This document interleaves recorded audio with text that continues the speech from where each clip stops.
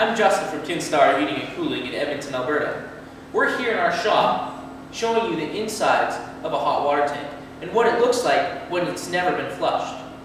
Recommendations are that you flush it according to manufacturer specifications. So what that means is that if your manufacturer recommends that you have your hot water tank flushed every 6 months, you should flush it every 6 months. If it recommends every year, you should flush it every year. Today, one of our customers called and said they had no hot water. When we arrived on scene, the first thing we did was we started to flush the hot water tank. And this is what came out. It was so black and filthy that we recommended to our customer that he replace it. Of course he did.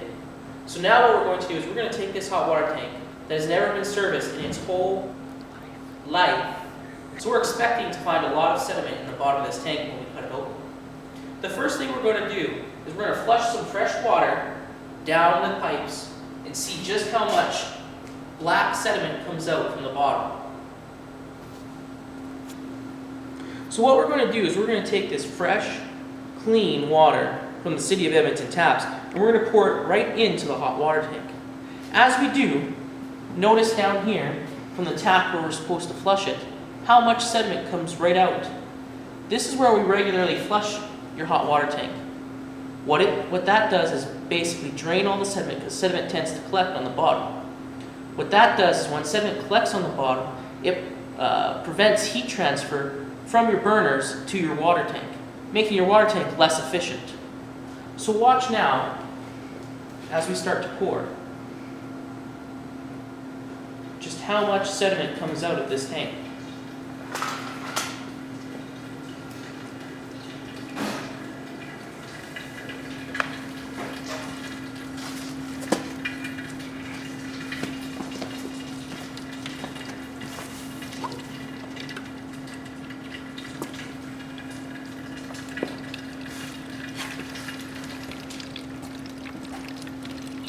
See how brown and filthy that is? That's all sitting on the bottom of your hot water tank if you don't regularly flush it.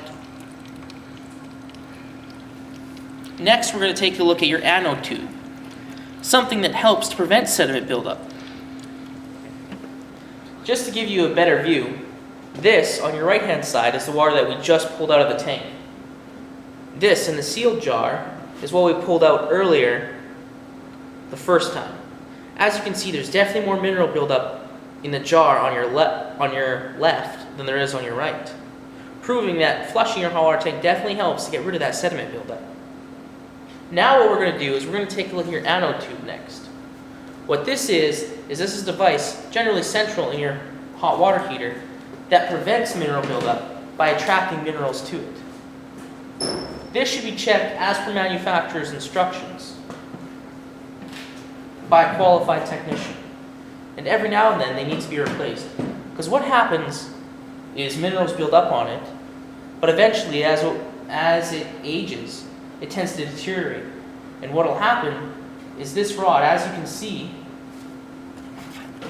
slowly starts to deteriorate, and what can happen is it can break off.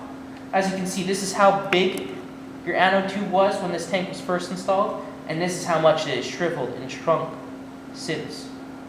So what will happen is they can sometimes, definitely a lot of sediment built up on this one. What can happen is sometimes they can snap off because they get so worn out and they just fall to the middle of your tank, leaving all this sediment at the bottom of your tank.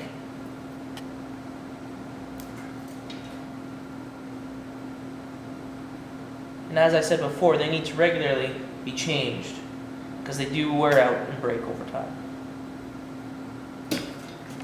Now that we've shown you the anode tube and the water being drained from the tank, it's time to cut this open and see how much sediment is still left inside. We may even find a chunk of the anode tube sitting at the bottom.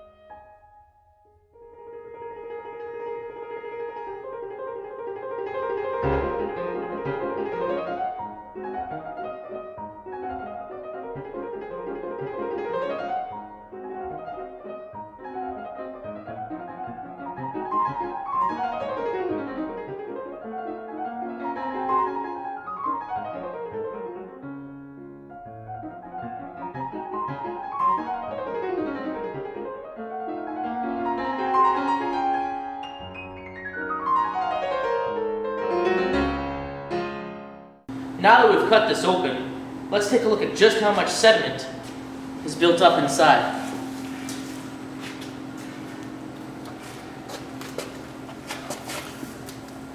All of this just sits in the bottom of your hot water tank and collects and builds up. Now this isn't that bad.